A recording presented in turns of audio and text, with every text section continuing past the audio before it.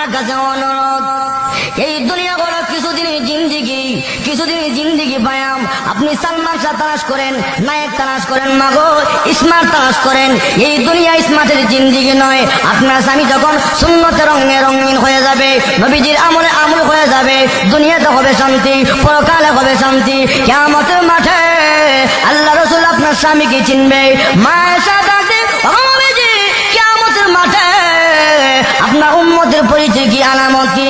আল্লাহর নবী ডাক দে, আয়েশা রে, আমার উম্মত যদি দুনিয়াতে সুন্নত মানে, আমার উম্মত যদি দুনিয়াতে 5 ওয়াক্ত নামাজ পড়ে, ওযু করে, তার প্রত্যেক অঙ্গ প্রত্যঙ্গের মধ্যে নূর চমকাবে। কিয়ামতের ময়দানে বিশ্ব নবী আমি চিনে দেখব আমার উম্মত গুলো কপাল চানওয়ালা নূর চমকাচ্ছে চেহারার মধ্যে। আমি নবী দেখে চিনে আমার উম্মতকে নিয়ে আমি নবী জান্নাতে পৌঁছিয়া যাব। তাহলে উম্মতের সিনার আলামত হচ্ছে সুন্নত, ঠিক না ঠিক? এখন এই সুন্নত বাদ দিলে লাভ না লস? আরেকজন লাভ না লস? মা বোনেরা, তুমি তোমার স্বামীরে উৎসাহিত করো দিনের প্রতি, তুমি সেই দিনের জন্য তাকে অবহেলা অলসতা করো, তাহলে তুমি কিন্তু কিয়ামতের ময়দানে দায়ী হইতে হবে।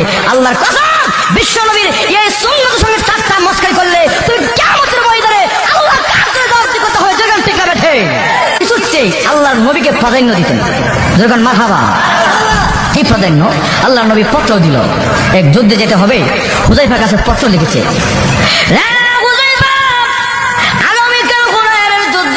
তুমি প্রথম সেনাপতি, প্রথম আমির যেতে হবে। ওই পত্রবার সঙ্গে আল্লাহ নবী সাহাবী হুযায়ফা রাদিয়াল্লাহু তাআলা